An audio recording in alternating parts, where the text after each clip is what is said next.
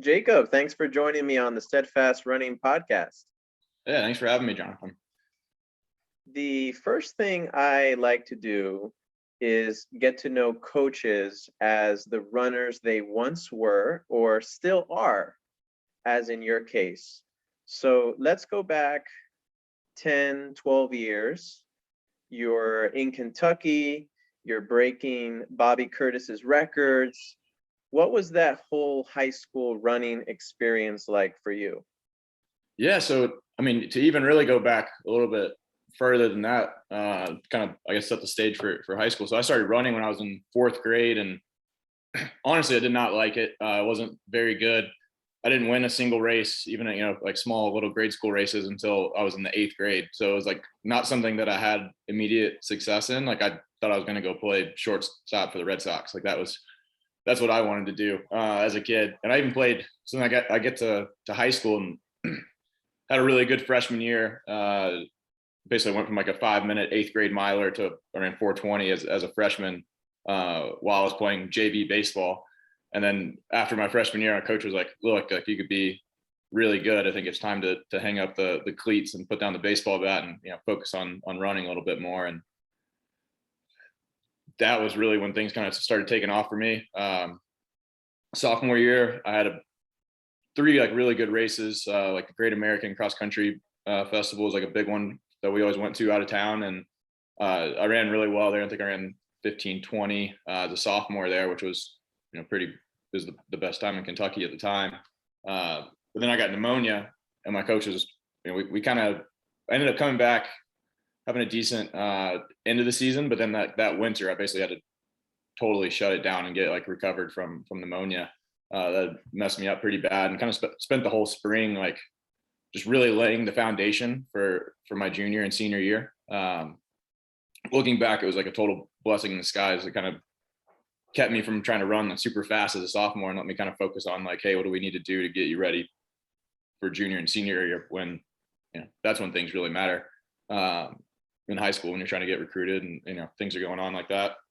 I was really lucky in high school to have there's a guy, Dominic Peroni, that I trained with. He was 2 years older than me, so like he kind of really took me under his wing as a freshman. And his senior year, we actually went 1-2 at the state meet, which was pretty cool. And then went on, made Foot Locker twice, and that was like a really big eye-opening experience for me because I got to go outside of Kentucky. I got to see kids from all over the country, and that's something to jump forward to the coaching now, that's something I really try to get especially the younger high school athletes we work with to like see like the sport's way bigger than just your league or your conference or your district or whatever it is. Like if you want to be really good, like you need to like see what else is out there. Don't like just limit yourself to, whatever's going on down the street from you.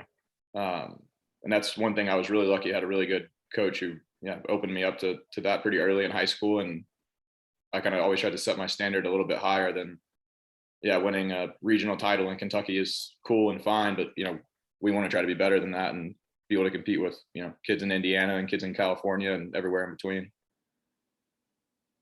Yeah, you mentioned Foot Locker. I believe you finished as high as 5th at Foot Locker, and I also believe you finished 2nd in the 5K at New Balance Nationals. Is that correct? Yep, that's correct. And I got to do. I had a lot of really good experiences, like the Brooks PR meet back when it was still an indoor meet. I did like the Adidas Stream Mile. So I got to go and like travel and do some really big national races. And I think that going into college, like it literally, because that's what college is. Like you're competing against NCAA teams all over the place. And I was kind of already accustomed to that level of competition. And I think that's one thing that kind of really helped my adjustment to like the college level. So after high school, Jacob, you go to NC State. You run for Coach Geiger for a couple years, and then you return to Kentucky and run for a couple more coaches. And over the course of your collegiate running career, you earn All-American status 3 times. You become a 3-time SEC champion. You finish as high as 6th place at nationals in the 10,000 meters. There's a lot to unpack there, but what comes to mind when you reflect back on that stretch of time?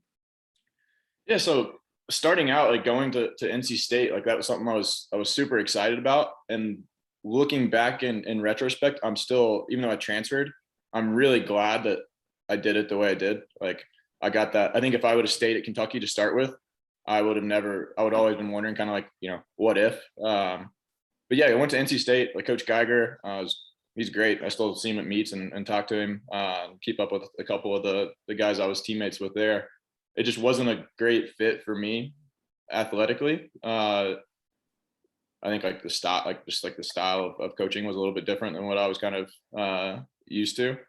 So it took me a long time. Like I really struggled freshman year, and I feel like that's a really common thing though. I feel like a lot of people really struggle like freshman year, or, think about transferring or talk about transferring or something like that. And yeah, finally after my sophomore year, I decided I'm going to transfer, but I don't I don't want to go to one of the schools that I looked at out of high school.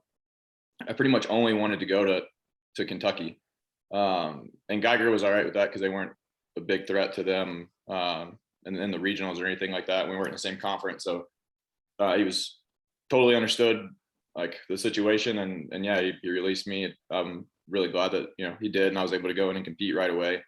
I think the transfer rules were a little bit stricter back then than they are now. But yeah, the thing that really drew me to Kentucky. So when I was in high school, Kentucky's program was not that great on the distance side, especially. But they had brought in a full new coaching staff. It was basically they brought the whole Stanford staff. Coach Forel, he's at Texas now, and one of the best sprint hurdle jumps coaches in the world. And he had just gotten to Kentucky, and they hadn't quite turned it around yet. But then when they turned it around really quickly once he got there, and that was basically my freshman and sophomore year.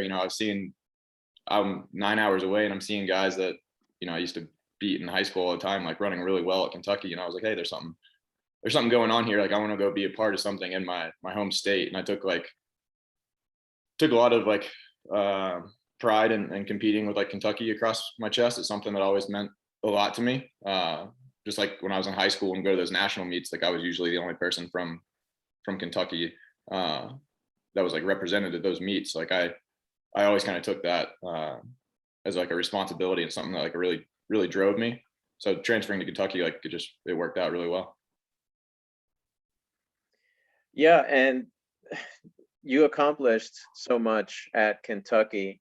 I don't want to spend too much time on that, but I noticed while looking through your profile on World Athletics that in the summer of 2018, you traveled to Belgium and you ran pretty quick over there. I believe you ran 13:34 in the 5K and 3:43 in the 1500. Could you talk about that experience? Yeah, so that was right when I graduated. So I graduated in May of 2018. Was an All-American indoor in the 5K and then outdoor in the 10K. And went to the U.S. Champs and had a solid race at U.S. Champs. And I had just signed with the Boston Athletic Association, but they were basically like, we'll pick up in the fall. You could still go represent us in Europe, but just stay with Haken. There was no, point in changing something halfway through the summer that was working really well. So yeah, I got the opportunity to go over and race in Belgium. That was a blast. Like I encourage like all new professionals who like have a chance to go and run some of those little tiny European meets. Like they're really fun. And yeah, you get a lot of good like travel stories and stuff from those trips. It's definitely like I was only there for 12 days, but it's still like when I think like pro running, I think like, oh yeah, we're all hanging out in Leuven, like eating waffles and getting on the train to go to a race. Like it's pretty like just a pretty fun experience. But yeah, went over there, ran 2 great races, and then came back and ran the Sir Walter Mile, which is where I broke 4 minutes for the first time. So that was a great summer for me. And that right after that, I moved to Boston after the Sir Walter Mile. So here you are, you're running post-college for the BAA, and right before the pandemic hits, you run that 13:28 at BU. Mm-hmm. And the following year in 2021, you run 27:57 in the 10,000 at the Portland Track Festival. So clearly you had no trouble making that jump to post-collegiate running. And like we said, at this point, you're running for the BAA. What was it like being around that group and being coached by Mark Carroll eventually? Yeah, so I actually had three coaches at the BAA. When I was first there, it was Ricardo Santos. He was there for about a year, and then he took the Stanford job.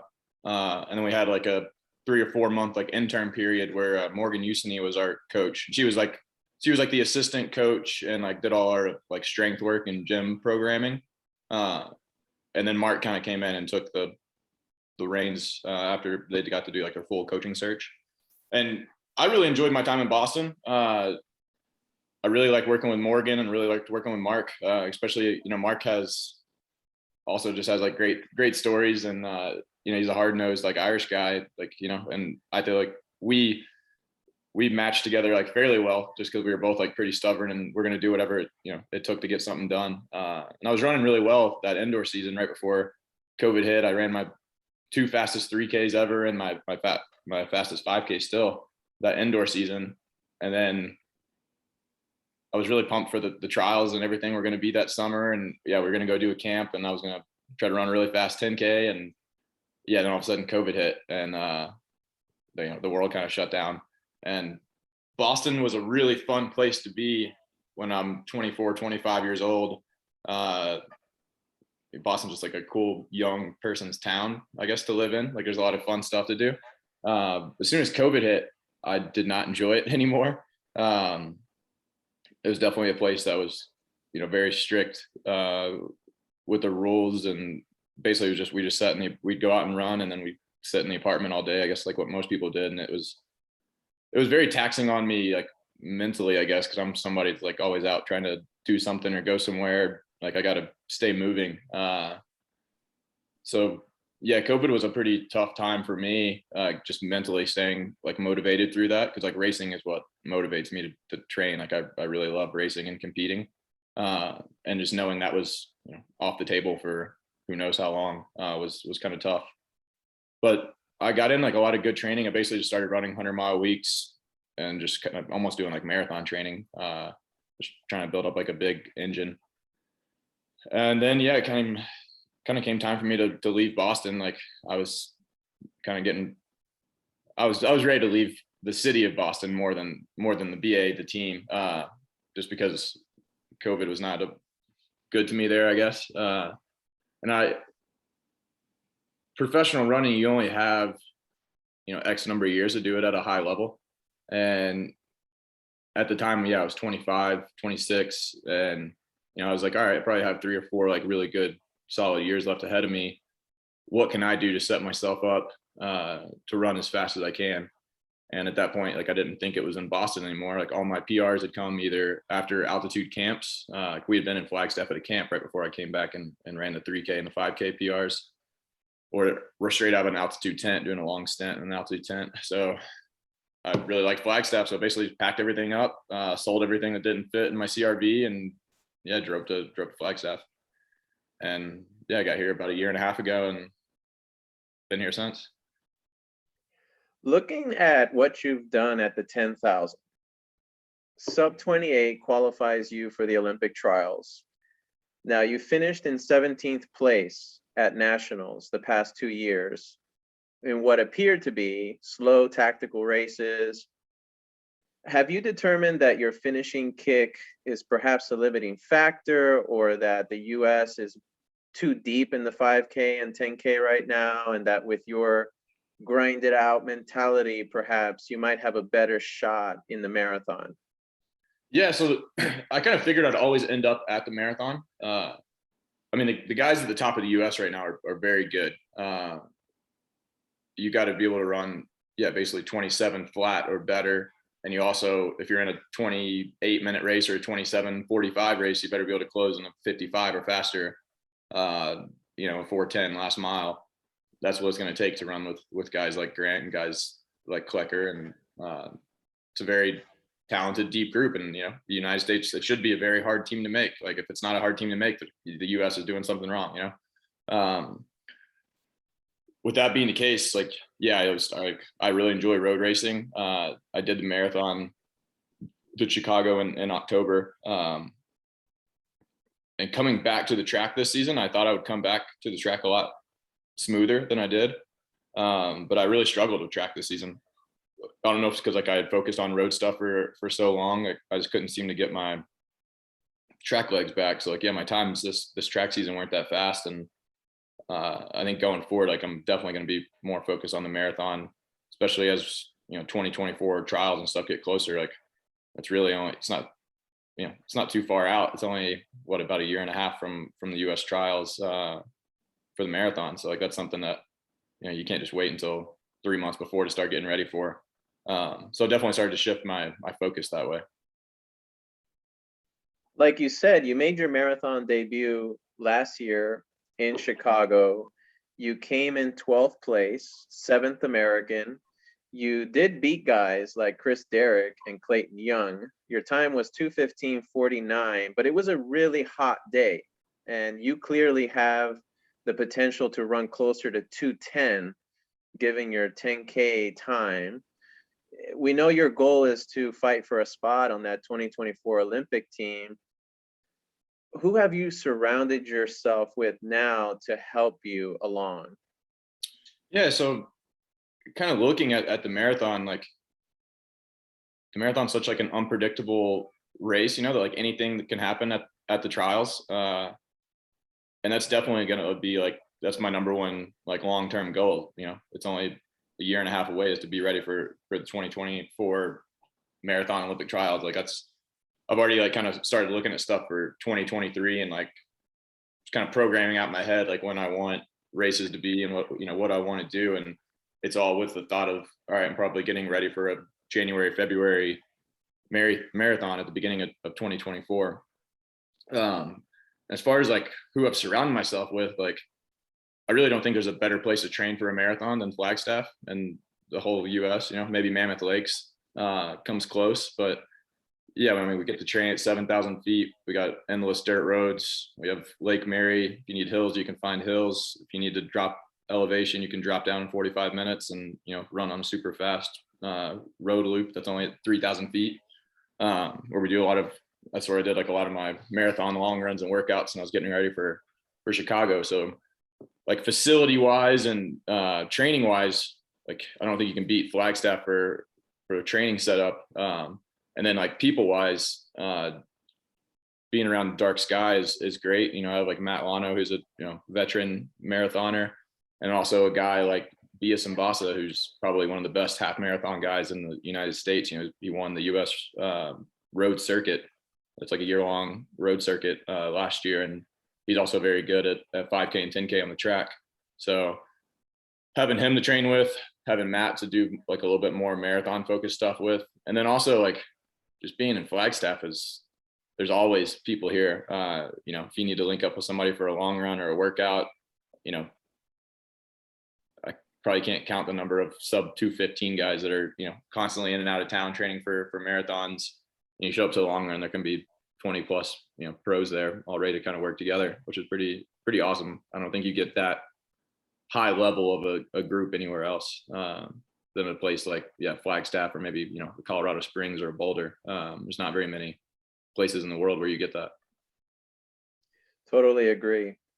And on the interview you did with the Lap Count last year, you said that one of your goals is to be ranked among the top 10 Americans in the marathon. So I looked at the rankings for 2021, and 10th place was Reed Fisher with a 2:14:41, whom you were not far behind in Chicago. I also took a look at some of the guests that I've had on this show, and I think the fastest person I've had the privilege to interview on this podcast is Brendan Gregg, who has run 2:11:21. So if you can beat that time, Jacob, you'd be number one on the Steadfast Running podcast descending order list. Well, that means more than any US ranking. So I'll take that. I gotta go run fast now. Well, my guess is you'll probably be running a marathon somewhere this fall, But we should talk about the race you just completed a few days ago, the BAA 10K, where you finished 15th in the pro field. Were you happy with how that race played out?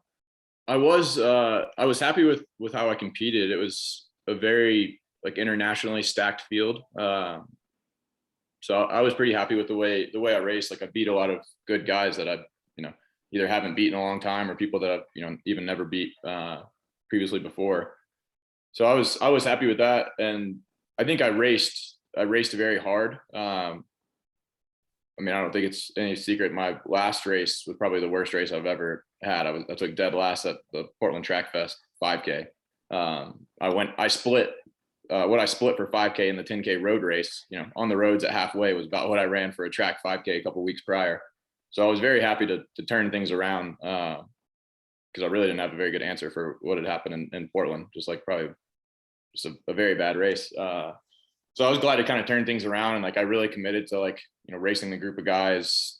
There's basically a lot of guys who were 210, 211 marathoners that were in that race, and I beat most of them and race with them the whole way. So that was definitely a good confidence boost going into some other summer races that I'm going to do. I'll be at Boilermaker, and I'm actually going to do on 4th of July. I'm doing the Flagstaff Downtown Mile. So I'm going to a road mile next, which is kind of funny to think about. But then I'll do a 15K in New York, and then the US 8K champs the week after that in Tennessee. And then I haven't put together the rest of the summer/fall yet, but yeah, it'll definitely all be centered towards a fall marathon. Yeah, that 10K was a good rebound, like you said, from your last 5K. And it's good to see a professional runner like yourself not afraid to hop into a lot of races and test your fitness and still train the way you need to train. So you've experienced a lot of cool races throughout your career. I'm curious if there are any road races that you'd recommend just for the fun of it. For example, I noticed that the Gate River run in Jacksonville is one that you keep going back to. Yeah, I would say my favorite road races. So Falmouth is just like the Falmouth 7 mile road race is one that's just like really hard to beat. I'm not totally sure if I'll be back there this year, but I've done it twice. The last two of the last 3 years, 'cause I guess there was a year off for COVID. But that race is a ton of fun because you just stay the weekend and you get to go hang out in the Cape for the rest of the weekend, which is a lot of fun. And it seems like a lot of track people come to that race who are like ending their season, and a lot of fall people who are doing like fall road races. Like it's kind of right before training gets really serious, so there's always a lot of fun to be had the night after that race. So that's one I definitely try to make my way back to. And they give you get a coffee mug. All the pros get a coffee mug every year, so like I try to collect every year's coffee mug from Falmouth. Jacksonville is also really fun. I've done that one 3 times now, and I really like the Jacksonville 15K. It's usually the US 15K road champs as well, which is another reason I try to hit as many like the USATF circuit races as I can. I'm trying to think of another one that's really good. I really enjoyed the 25K championships. It's in Grand Rapids, Michigan. Grand Rapids is probably the most slept on town in America. Very, very fun place. So definitely, enjoy that race as well. They had to change the course. So like it's usually a blazing fast course, but last year they changed it because there was construction going on. So we got a much hillier route. So I'm looking forward to being able to go back when it's on the old fast course and seeing how fast we can run there. Those are good ones. Thanks, Jacob. So now let's talk about Thomson Training. When did you launch your coaching career, and help us understand how this model of coaching, which is essentially private coaching and for high schoolers too, how that all works? Yeah, so there's a lot of pieces to this puzzle, I guess. But to go to how it originally started, like I totally owe it to this kid named Jimmy Malarkey, who I've coached for the last almost 2.5 years now. During COVID, basically, he got shut down. They wouldn't even let the kids talk to their school coaches. They couldn't like give them a schedule or anything during that time period. It was, I guess March of 2020, right when things started to get really serious. And like, schools were getting shut down, and sports were out of the question. And this kid from my hometown just like had sent me, I never met him before. He sent me a DM on Instagram and was like, hey, my coach can't give me like training or workouts because of COVID. Like, do you think you could just give me some workouts to do? So I started like kind of talking to him a little bit, gave him some workouts, just thinking like that would be the end of it really. And then he started, sending me splits, telling me how he was feeling. And then, after like 3 or 4 weeks of that, he's like, would you be interested in just like writing my whole training plan and coaching me? So I did that, and it was a lot of fun. So then I just kind of started putting a couple of things out on Strava and, Facebook and stuff. And before you know it, I had 10 or 12 athletes. And the first 2 guys, one of them's going to Michigan and one of them's going to NC State. So, and they're also the 2 fastest kids I've coached. One of them ran 3:51 for 1,500, 8:20 for 3K. So he's going to Michigan. And Jimmy, the kid I was just talking about, he started it. He's run 4:12 and 9:12, sub 15 for the 5K, and he's going to NC State. So I think like the success of those first 2 athletes kind of really opened the floodgates for us. And then basically it was almost like doubling in size every couple of months. And I ended up picking up one of my childhood friends who also ran in college. We competed against each other in high school.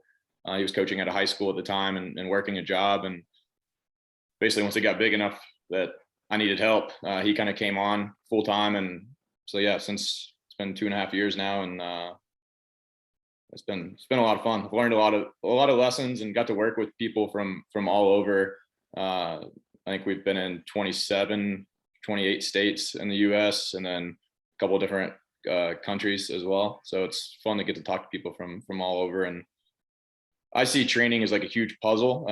Like whatever their goals are, it could be, like you said, we have adults too. I could have a 60-year-old who just wants to like be able to run 30 minutes a day and stay healthy. Or I could have, a high school sophomore who, he wants to be one of the top 10 high school kids in the nation. He wants to run a 4:10 in the mile and, go run at a big D1 school.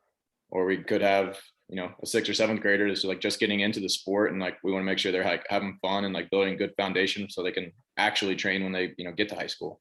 So I see it as like a huge puzzle, and like I guess see myself as a little bit of like a problem solver, and I think that's a lot of fun and probably one of the most like rewarding things about coaching. Yeah, by this point, you've coached over 200 athletes, 12 state champions. Your youth club team went to USA Juniors last year and came home with the title. You're also busy organizing a summer running camp, and you're hosting races. I think all of that is awesome. Do you want to give a shout out to your business partner that you mentioned, and any other staff members that help you with these projects? Yeah. So the 2 main ones would be Thomas Cave, who does the coaching with me, and his wife. She was Bailey Davis. She's a D1 All-American at the 5K, the same year as me, 2018. And they do a lot of the stuff, especially like with the youth, because all the youth stuff is in person, and I'm out in Flagstaff, but it's based in Kentucky, where I'm from. And they live right down the street from the park, so they like run all the in-person stuff and do a ton of the work with our middle schoolers. And Thomas also coaches a ton of people like me, kind of all ages. So those 2 have been, definitely would not be possible without them. The camp is, I'm actually wearing the hat, Bluegrass running camp. We started that last year. Basically another coach, a guy named Jimmy Barris, called me, and he wanted to talk about training because he had a pretty good kid. He'd seen, our guys running really fast, and he wanted to talk about training. And at the end of our phone call, he's like, man, you should start a camp. Like, you got a lot of good information. Like, it'd be great to get this out to other coaches and other kids. And I was like, oh, I'd love to do a camp, but I have no idea where to start. And he's like, oh, I'll help you out. I'm sure we can figure it out. So me, Thomas, and Jimmy kind of started Bluegrass running camp, and we thought we might get like 50 or 60 campers or something. And last year we had 131. And then this year it's sold out already with 255 campers signed up. So it's going to be a lot of fun managing a lot of people. And it's fun because I don't see, like, Indiana is really good, Ohio is really good, but Kentucky usually isn't consistently nationally good on a consistent basis. So you get a lot of, kind of one-off people or one-off teams, but it's not a consistent thing. So I think kind of having that camp where almost all the state champions from Kentucky are there. We're bringing in kids from Indiana. A lot of teams, a lot of good teams are coming, and they all get to like talk to each other, train with each other. Oh, this is the girl that has the state record in the mile. She's not that different than me. Like I can go do this kind of stuff.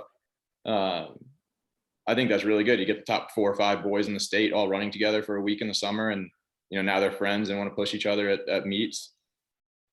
There was really like that was missing in Kentucky. If you wanted to go to a summer running camp, you either had to go to North Carolina or you get to go to Tennessee, and you're going to pay over $1,000, and you're going to have to travel to get there. Like we're half the cost, and we're right in Kentucky. So that was the big thing for us, is like we want to serve as many high school athletes as we can.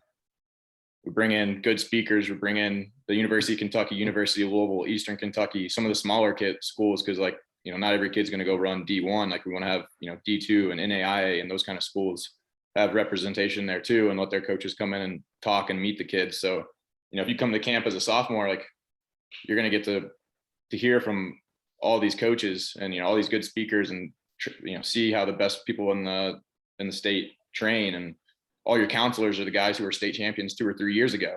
We're coming back to work camp. So that's like one thing. Like camp is like, this is like a passion project for me now, but I really enjoy it. And yeah, it's coming up in 3 weeks, so I'm pretty excited for that.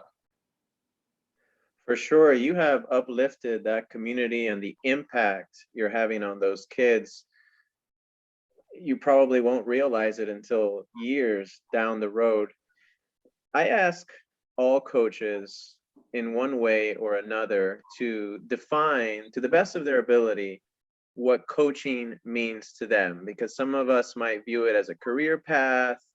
Some of us might view it as a complement to what we're doing as runners, or does it go deeper than that and evoke feelings of, this is what I was meant to do? Yes. I mean, it's definitely like a career path. That's how I make my living on top of, being with Under Armour. So like, I don't deny that at all. Like it is partly a business for me, but like, that's not why I got into it. It's just kind of like an added benefit, I guess.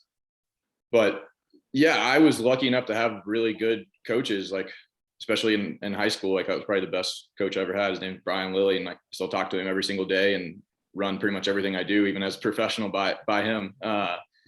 So like I was blessed with a lot of good coaches in high school and college and professionally. I've learned a lot of stuff from being surrounded by pro athletes for the last 4 years, and I think it would be like a waste if I didn't try to pass that on somehow.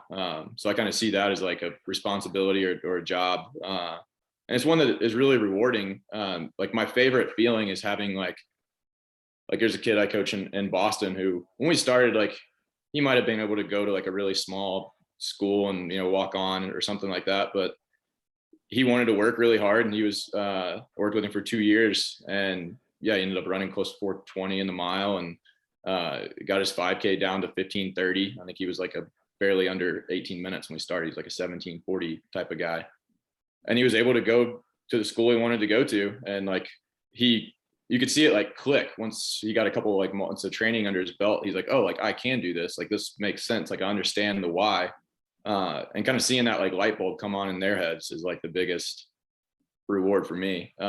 Because like a coach is like, at the end of the day, I can't want it for someone else. I can give you a roadmap, but like it's up to you to execute and to follow the roadmap, And I think coaching is like, you got to kind of steer the ship, but like it's up to the athletes to like, when they get it and it clicks, like it usually catches on pretty fast. So like I try to steer the ship until it clicks for them. So because like I want them to learn, and my high school coach always told me like, I want you to be able to coach yourself and like understand training enough to coach yourself by the time you're done with this. And yeah, I think I could coach myself. Like I still want to coach because I want feedback and stuff like that. But yeah, it's teaching, seeing them learn about the sport is really important to me. A large portion of your athletes are high school age or younger. What style of coaching do you bring to the table in terms of those relational dynamics? And do you have any tips you can offer us on subjects like how to create that team culture, how to create buy-in and build trust, and how to connect with and communicate with people who come to you because they want to run faster. And these are all things that we can't learn in a classroom. Yeah, I think one thing that I'm really fortunate to have is like if people come looking for extra help, they can come looking for a private coach, or even if it's like an adult marathoner who comes looking for a marathon plan. The people who come to us are typically very self-motivated and driven people. So that I feel like they're more willing to buy in than if I just went to some random high school and started coaching 50 kids from that high school. You get people that are out there for their PE credit, or people that don't really want, they're there because their mom or dad made them be there. But like, if you're coming looking for a coach, like you're probably pretty motivated already. And then like I really try to explain the training to them and tell them why we're doing things. And I think that creates like the buy-in. Once they like understand, oh, that's why I'm doing this, then they believe what you say. And then once they believe what you say, like I feel like having that, you can't be successful. You can train as hard as you want, but if you don't believe in what you're doing, it doesn't really work. Yeah, one topic that I wrestle with as a coach, and particularly as a PE coach to kids under the age of 12, is how early is too early to introduce them to the world of training and racing. I'm all for promoting an active lifestyle and having the kids run, having them compete against each other. And most of them, at least the athletic ones, really enjoy that, which is great to see. And we know from the research that playing a variety of sports is good for their athletic development. But I'm seeing more and more kids coming out of middle school now who are so well developed that they're ready to make an immediate contribution at the varsity level. And some of these kids end up like Caitlin Tui, who was setting age group records since the 7th grade and is now an NCAA champion. And others are less lucky, and you don't hear from them again for a number of reasons. So how do you as a coach assess that risk? Yeah. So I think getting kids involved in the sport is huge, especially at a young age. I think if you look at soccer, you look at baseball, you look at basketball, I mean, you look at any other sport, like kids start playing at a very young age. If you're going to go play, club soccer or club volleyball or anything like that. And I think that's how they get so good, is that, they can train for a long time, and they're kind of in that one system for a long time. So I think you can do that with running from a young age. Like obviously with our, if I'm looking at a 4th or 5th grader, they're not going to be doing what our, 7th and 8th graders are. I would say they don't really start training until maybe the 7th grade. But we definitely have them out doing runs. They're doing hills. Like we're making games where they're running intervals. Like we try to make it as fun and I guess disguised as we can. But it is training. And then once they get older, especially in that 7th and 8th grade range, like yeah, we do train them, because like I think when they get to high school, like they need to be able to handle whatever high school training is, and it shouldn't take them 2 years to be able to adapt to that level of training. Because yeah, we want people that can kind of go in and compete right away. And it is trickier, especially like on the girls' side, because like yeah, we have some girls develop really early and can be rock stars as 7th graders, and then kind of slowly fizzle out as everybody else kind of catches up to them. So that does provide challenges. I think there's really no way around that, at least that not that I know of. It's just kind of like a maturity and puberty kind of issue. But I think just like being smart with their training, making sure you're leaving some in there, leaving some on the table. Like I don't want 6th grade kids passing out at practice from running so many 400 repeats that they, their head spinning. But yeah, our 7th to 8th grade group, especially, like we just took 8 kids out to Brooks PR, and we had a girl run 456, 505, 507, 515, like 524, and those are all kids from Kentucky. So most of those girls would have been in the top 10 or top 15 in the state and high school, and they're 7th to 8th graders. On the boys' side, we had 3 boys between 440 and 446, and I think as those guys transition into high school, like we want to just keep marching down to, 430, 420, 410. So I think they're on the right path to do that. Yeah, it's tricky, but I tend to agree with you, Jacob. I like that position of yours where you kind of wait till they're in seventh grade, eighth grade to start any type of formal training. I think that's quite reasonable. And you're having a lot of success too. And it's and like you said, it's on a case by case basis too.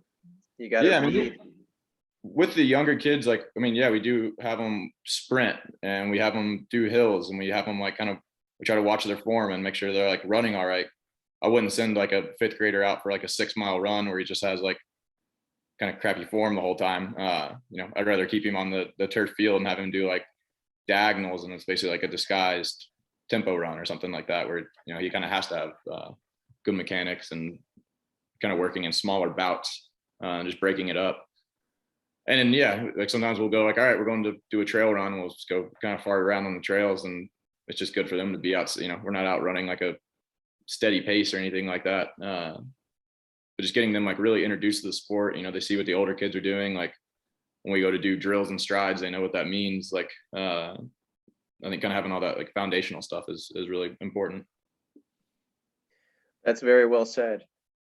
So now from a training perspective, what principles do you allow to guide the way you write workouts and build out an entire season? And we can do this bullet point style, 1, 2, 3, because there's a lot that goes into training schemes, right? And that's probably not the kind of detail we should start out with.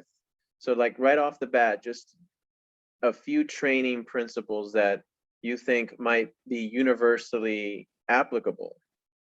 Yeah, I'd say like the things I try to get people to work towards, I don't have like a mileage number. I have people from 20 miles a week to 70 miles a week and everywhere in between. I'm not like all my high school boys need to run 65 miles this week. I have people who like have a lot of success with cross training, and if they run 7 days a week, they're going to get hurt. So like we do a lot of cross training and it works for them.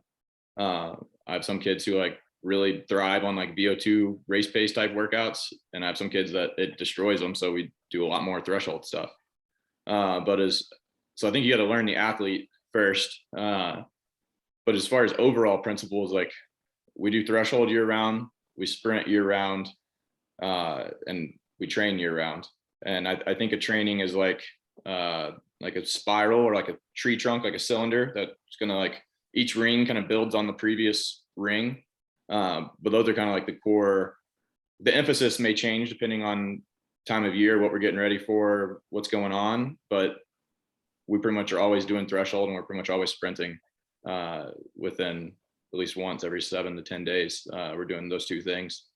And it doesn't have to be, I think people get caught up of like, oh, if you sprint in the summer, you're going to get burnt out. But I see it totally opposite. Like sprinters sprint all fall and they're racing plenty fine in June and July. It's about like controlling the volume of the intensity. We don't have to do a ton of it, but we do have to tap on it. We have to do 4 150s. We have to do, 4 flying 50s once a week or something like that. So that's something that we have built in year round. We do hill stuff year round, kind of use like race pace type workouts, VO2 type workouts a little bit more sparingly. I think there's certainly a time and place for them, but it's not something we do every week. I think if you get a kid that can sprint and you get a kid that's really strong from doing a lot of threshold work, he's going to be a really good high school runner.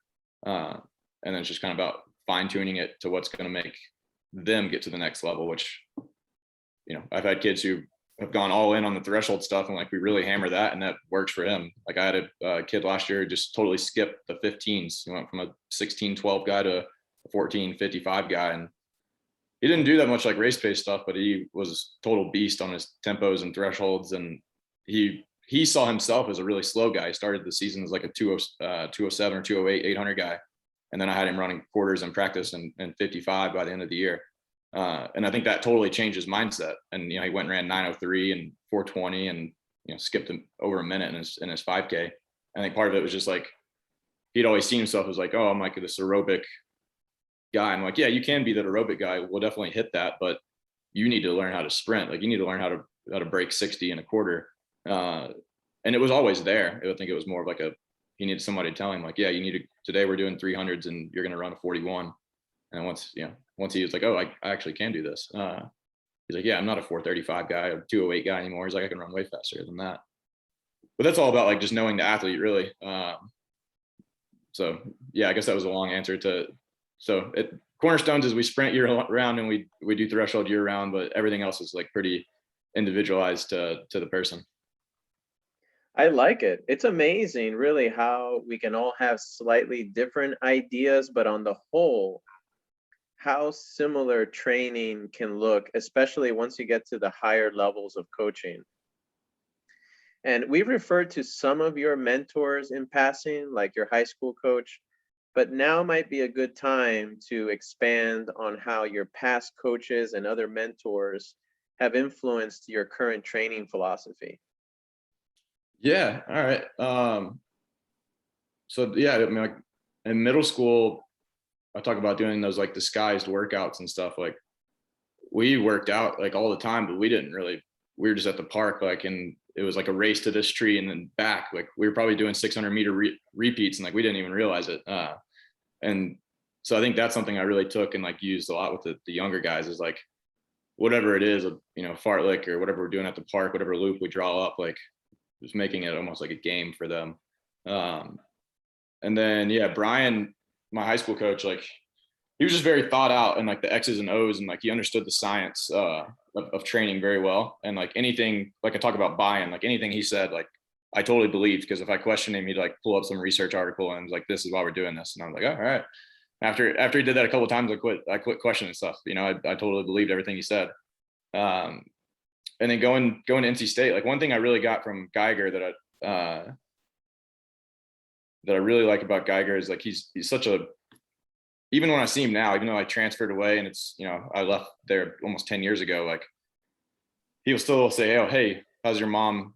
How's Tammy? How's Mark? Like he cares about his athletes a lot and outside of running as well. Because I think a lot of people can get caught up in like just X's and O's, and if you don't have a relationship with the athlete, like I don't think it works either. Geiger's been around the sport longer than almost anybody still in the game at this point. So like I think that's one thing that's like really helped his longevity. If a guy walked up to him that was on his team 30 years ago, he'd remember his fiance's name and talk to him about, you remember this back in like, so he's great with like great personality wise. And then going to Kentucky, like I worked with Haken DeVries, and Haken was one, he coached me last year once I left Boston. He was kind of coaching me virtually when I was out here before I joined Dark Sky. And yeah, Haken, same thing, like great coach. We really sit down and be like, all right, these are the workouts we really need to hit. And then kind of like build the training around it. And he was very open to my input, which I liked a lot. And we just like worked really well together. Like I do well with like people who are kind of no nonsense. Like I don't do a lot of like fluffy stuff super well. But numbers and X's and O's, like I really understand and really like, and that's how Haken and I kind of interacted the most. And it was kind of the same thing with Mark Carroll in Boston. He's kind of pretty hard nosed, like stubborn guy, which might turn some people off. But like for me, like I think it really worked because like I knew if he told me to do something, like he really believed in it. He didn't just like make something up on the spot.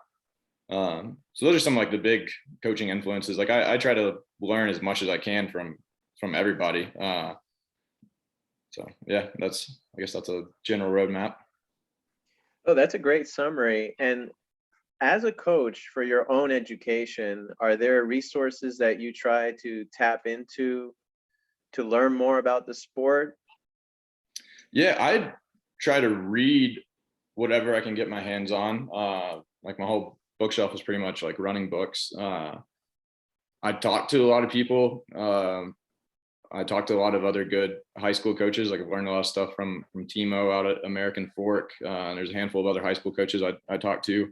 And I've got to kind of learn from their style of training, because it's interesting. You can have, you can be on a call and have a guy like Timo at American Fork who basically does like no VO2 stuff. He's like only threshold, and basically he does a lot of threshold, and then they sprint a little bit as well. but like all their runs are hard. Like he wants them to push the pace on their runs. And you talk to a guy like Scott Christensen, who's probably one of the best high school coaches ever. That's where like Ben Blankenship went. He's had 4 guys go on to break 4 minutes from his program once they, left his program.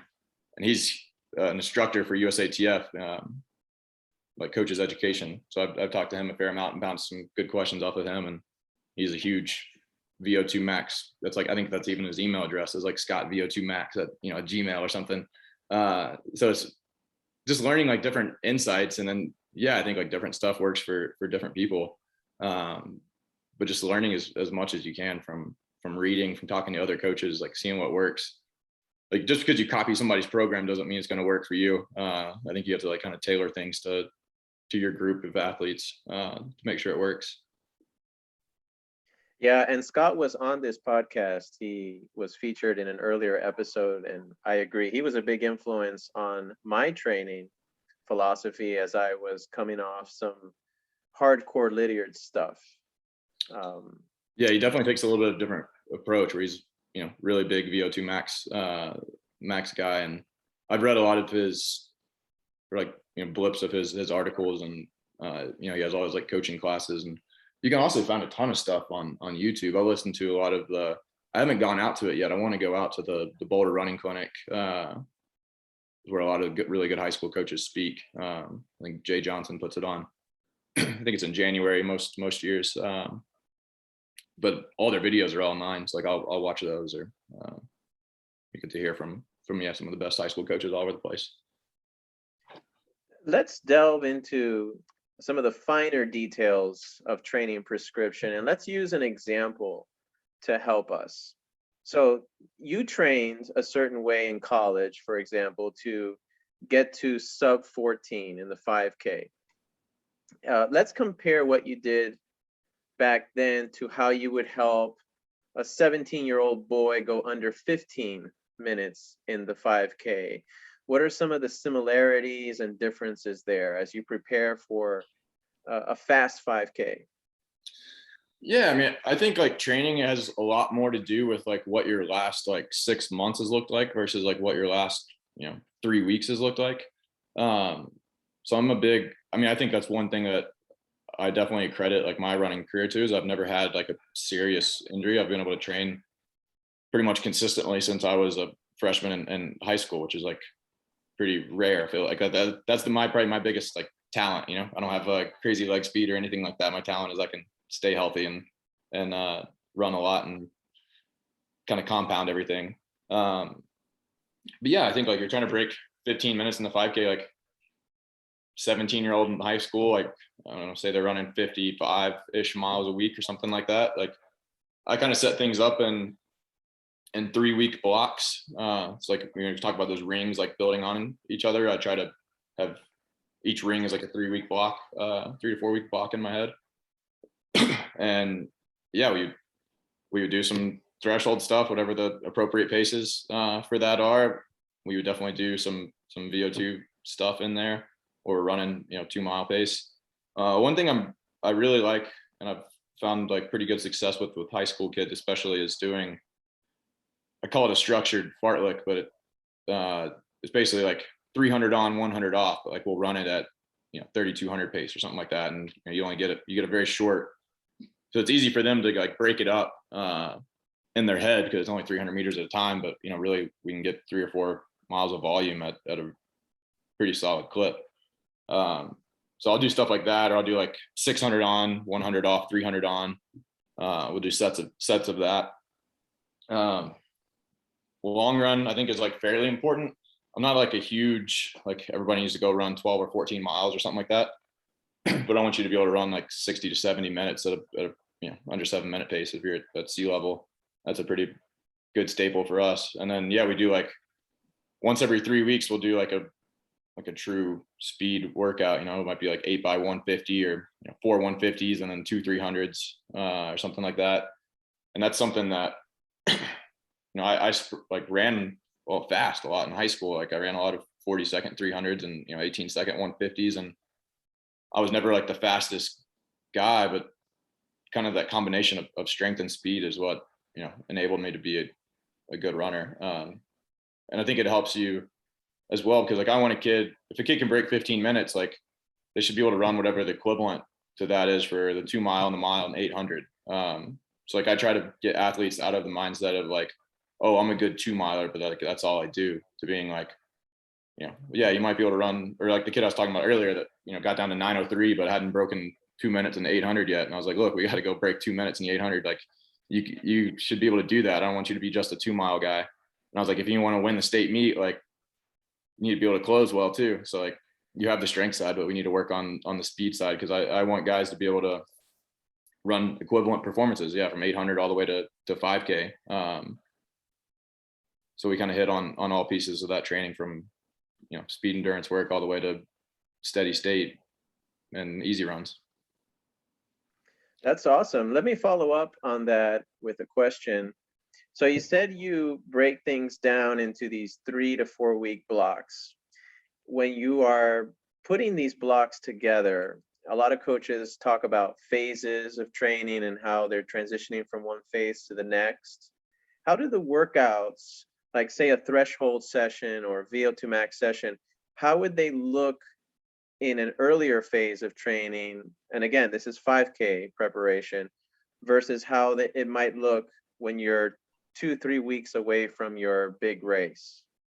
So I think that's one thing that we maybe do a little bit different than like a lot of traditional coaches, is like my training right now for the month of July for a lot of the high school kids is going to look really similar to like what they're doing in October and what they're doing in March. We kind of take the principle of like, we do a little bit of everything all the time, versus the thing that like ticks me off the most is when I hear high school kids saying like, oh yeah, I'm just going to do like base this summer. I'm just going to do like, easy runs and do a couple tempos or something like that. Like I call it, I want to do foundation. It's your foundation of speed. It's your foundation of strength. It's your foundation of everything that we're doing. So you can't just totally ignore 75% of the equation for 3 months a year and expect like, to be at your best.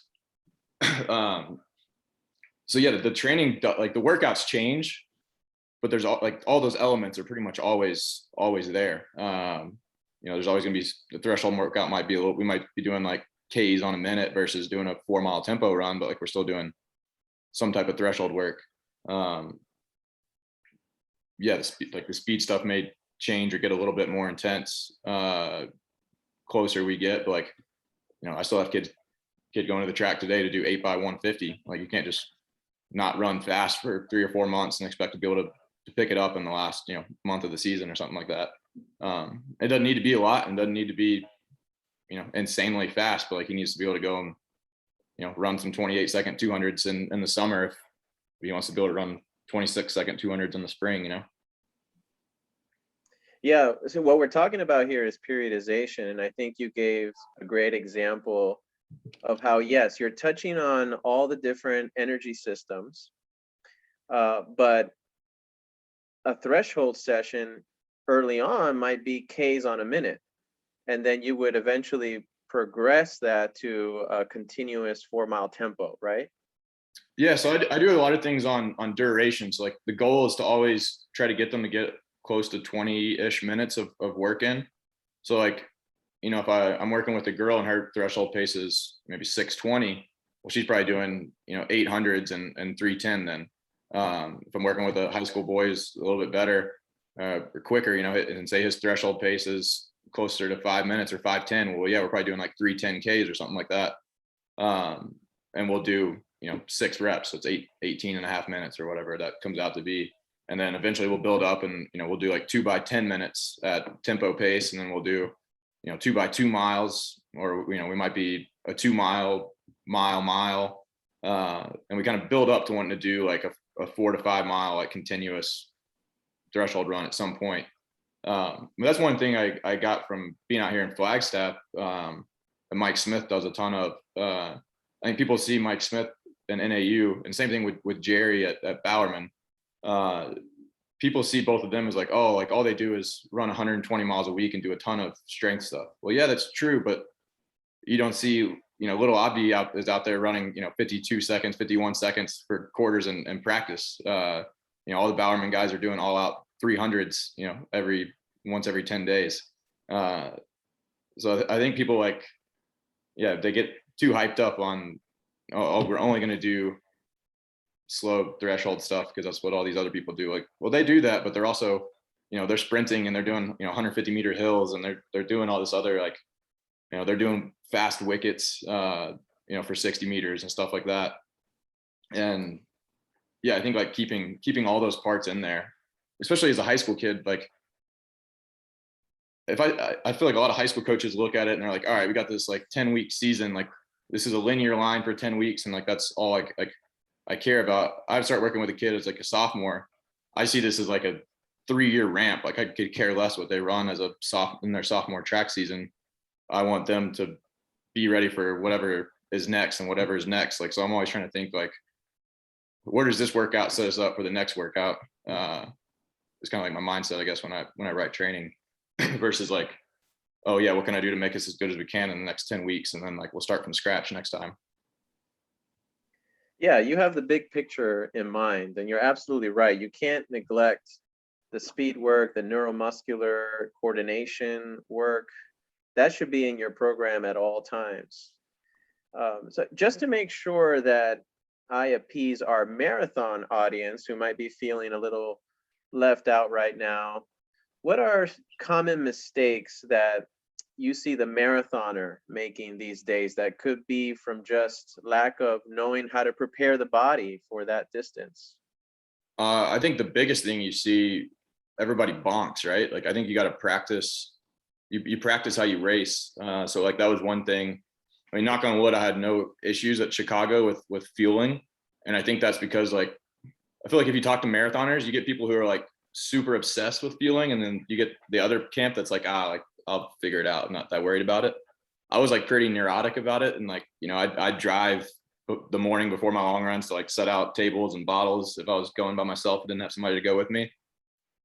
Because I think like preparing your body to, you need to take in a lot of calories during the marathon. Like, so, running 26 miles at a pretty good clip while also trying to ingest, 800 calories is hard to do. So yeah, I practice it even in workouts that like weren't that super long. Like I'd practice grabbing a bottle and like forcing myself to drink some of it. So I think teaching your body how to fuel and how to handle that fuel, because if you never do it and then on the marathon you're trying to shove goose down your throat, like it's not going to work well in your stomach, and you're probably gonna have some kind of problem, whether that's your body just doesn't like accept the fuel, or you get GI issues, or you can't absorb it and you still bonk anyways. So that's something that the marathoners I work with, like I tell them to kind of try to practice it all the time, but then especially like the last 6 weeks before the race, like every single long run, they're taking fuel every 5K, because you just got to teach your body. I mean, it's basically a training modality. Like you have to practice it at some point. And that reminds me to ask you, Jacob, have you and your coach worked out a specific like number of grams of carbs that you ingest per hour when you're running the marathon? Because I've heard that some of the elite runners are working up towards 120 grams of carbs per hour. Yeah, I forget what the exact number is. I had it down to science last year, but I actually worked with a guy who Nick Willis had put me in touch with. He was a scientist, like a sports scientist in Michigan, and he just accepted a job at the USATF training center in Colorado Springs. I think he just moved out there like a month or two ago. But he worked with me a lot on my fueling, and we kind of practiced a couple of different things. And once I found the one that worked with me, that's what I did. So I was trying to get in 100 calories every 5K.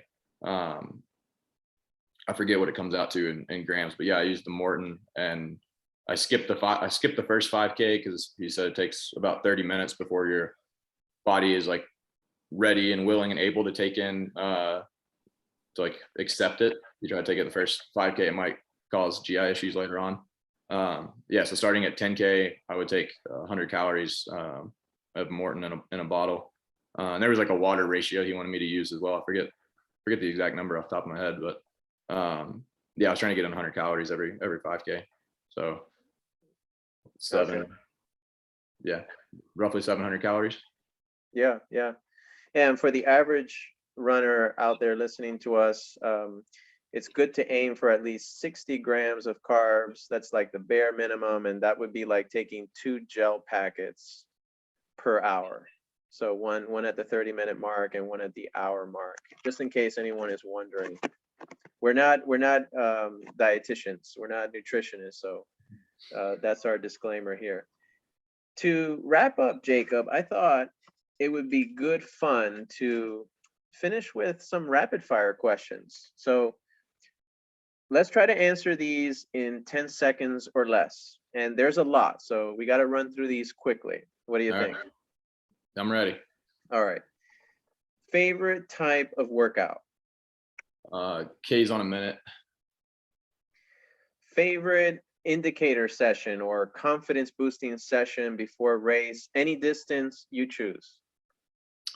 If I'm doing like a road race or something like that, if I can do 10 by K on a minute and 2:55 and like feel really easy doing it, then like I know I'm in really good shape. If it's more of like a track session, I like to do 3 by mile, kind of like starting a little bit over 5K pace and finishing quicker than 5K pace. I love these so far. Okay, how do you determine your anaerobic threshold pace or your lactate threshold? That's difficult to do at altitude, just because the numbers like kind of change. But usually I kind of shoot for like 3-minute Ks. If I'm over altitude, it might be a tad bit slower. If I'm down at sea level, it might be like 4:40 pace. Basically my half marathon pace. Okay, you're Adjusted for altitude up here would be a little bit slower. Gotcha. The metric that you rely on the most to prescribe workouts and collect data? I do everything in miles and distance, but I try to think in time and volume when I'm writing it.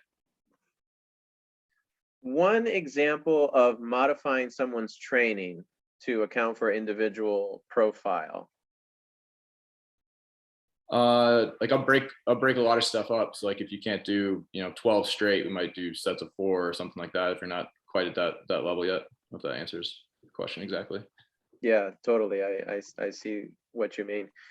Are you more of a Pete Julian or a Jerry Schumacher? In other words, more speed based or strength based?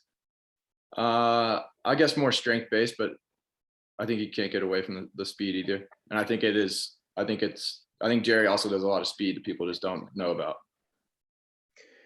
Yeah. The reason I ask is because Sinclair Johnson, whom you might know, right? She's the newly crowned 1500 meter U.S. champion.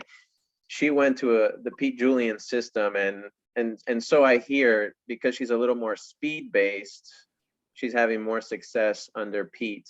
Don't know if that's true, but yeah, I think they definitely do.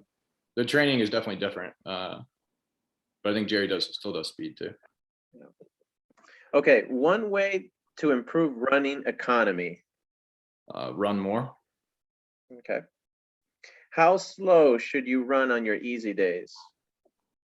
As slow as you want to go. My rule with easy days is like you got to stay healthy and you got to hit the workouts the way I want you to hit the workouts, and then your easy days, it can be as long and as hard or slow as you want them to, as long as we accomplish those things. But that's kind of like my rule before I let people go faster or let them build up more mileage, is you got to check box 1 and 2, stay healthy and hit the workouts. How often do you schedule down weeks, if at all? Like end of season down weeks or like in the middle of training down weeks? In the middle of training, let's say you reduce their volume for a week just to give them some extra recovery. Yeah, so we kind of work in those 3-week cycles. Usually the 3rd week is slightly down. It might just be, instead of doing like a 12-mile long run, you do 8 miles and take Sunday off. But the workouts pretty much stay the same. Number one thing you can do to lower your injury risk? When you take your downtime at the end of the year, say you take 2 or 3 weeks, just run like every 3rd day. Just go run like 20 or 30 minutes easy and do like 4 easy strides. Don't sit still for 3 weeks on the couch playing video games, or you'll get hurt when you go back. How often should age group runners race? I think in a perfect world, you race like once a training cycle, so like once every 3 weeks. Uh, High schoolers don't really have that luxury because the high school schedules are kind of crazy. Yeah, funny enough, that seems to be the pattern that I have fallen into. That's like my sweet spot every 3 weeks. So I agree with that. Running technique is overrated. True or false? I would say it's underrated. I think it's having good like biomechanics is super important. I'm a big fan of wickets and doing wickets like appropriately. I think that can help your form a lot. Doesn't have to be super pretty, but like you just got to get your leg angles correct, or you're gonna run into a lot of injury problems. Tapering is overrated. True or false? True, totally overrated. And I think I'm going to know the answer to this question because you mentioned it earlier. Altitude training is overrated. True or false? Not overrated. It is a good tool if used like correctly. It can be detrimental if not used correctly, but in general, yes, I think it's appropriately rated. Mental toughness is overrated. No, I think you got to be super tough. Like if you're trying to go faster than you've ever gone before, it's not going to be easy. Okay, so what would be like a mental strategy that you've used or that you coach others to use, maybe before the race or during the race, Yeah, that can improve we performance? chunk. I try to chunk stuff up when I do like race plans and stuff like that. We break the race into pieces, and you got to stay present and like check the box you're in now instead of worrying about the outcome. And if you check 2 or 3 boxes throughout the race, you're going to like the outcome. Yeah, so like stay in the moment kind of thing. All right. Yeah, like mid race goals. Favorite exercise in the gym or at home for strength training? Deadlift, hex bar deadlift. If you could add or subtract something from the average Joe's training regimen, what would it be? I would add something like age group runners. Yeah, age group runners. I'd make them do more strides at the end of their easy runs. And One runner. I would make them do more glute and like Sam's, Jay Johnson, Myrtle type routines because they don't want to do stuff like that, but they always get hurt if they don't. Yeah, good one. One runner, this runner could remain nameless, that you've coached out of the many success stories that you have, that exemplifies the Thomson way that you're really proud of. And I guess you could say Jimmy Malarkey. Yeah, I'll go with Jimmy just because, especially since he was the Kickstarter of Thomson Training. Had they raced this year at the mile, who would have won? Gary Martin or Colin Salmon? Colin Salmon. One thing that we can do to improve the marketability of our sport? That's a loaded question. Man, better TV broadcast. Okay, yeah, I'd go with that too, probably. So we're down to our last three, Jacob. Let'sRun.com, fan, critic, or ambivalent? I like to read a lot. Yeah, I'm on Let's Run. I don't post anymore, but I used to post in college, but I got in trouble once. So I don't post on Let's Run, but I do read. I'll read the message boards. Okay, I'm a big fan myself.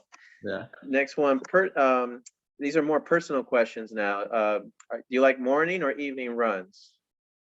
Morning runs. Your favorite place to run out of all the places you've been to? The coolest place I'd probably run was in this like forest in Belgium, in Leuven. That was like a really cool trail. Mammoth Lakes, dirt roads in Mammoth Lakes are really cool. But probably my favorite place is the PRP loop in Louisville, Kentucky, the 8-mile loop that I ran all of high school and run every time I go back home. The sport figure, past or present, who has inspired you the most? Ooh, it's a tough question. Any sport? Doesn't have to be running. I was gonna limit it to just running, but I thought I would open it up to any sport if that's the way you want to go. Yeah, man, that's a really tough question. I'm a big sports guy. I like a lot of athletes. I like Pedro Martinez. I'll go with Pedro Martinez, pitcher for the Red Sox. Nice. Okay. And last one, would you keep racing if you could no longer break 20 minutes in the 5K? Probably not. No, I'd probably hang them up. Yeah, I always wonder how people will answer that question because it shows because we're all going to get older and eventually it's not going to be possible, but are we still going to keep training? Are we still going to keep racing, or maybe we just go for jogs every day to stay healthy? I think whenever I'm done running, I will still run, but I'll probably lift a lot more, and I'll probably pick up like cycling or some like sport to try to get good at like a rec level. Cause I'm just really competitive, so I gotta like compete in something, no matter what it is. I understand. So Jacob, it's been a real pleasure. Thank you for taking the time to nerd out with me. I think it's really easy to be a fan of yours, and I hope your running and coaching dreams manifest themselves. Thank you. I've had a great time. Thanks for having me on. Where can our listeners follow you and support your work? Yeah, I'd say big Strava guy, Jacob Thomson on Strava. I don't really tweet very much, more of a reader of tweets. And then I'm on Instagram. It's at Run Thomson Training, and also at Jacob Thomson on Instagram. I'll have all that information in the show notes. For Jacob Thomson, this is Jonathan Medeiros. Thank you to all our listeners, and till next time, run on.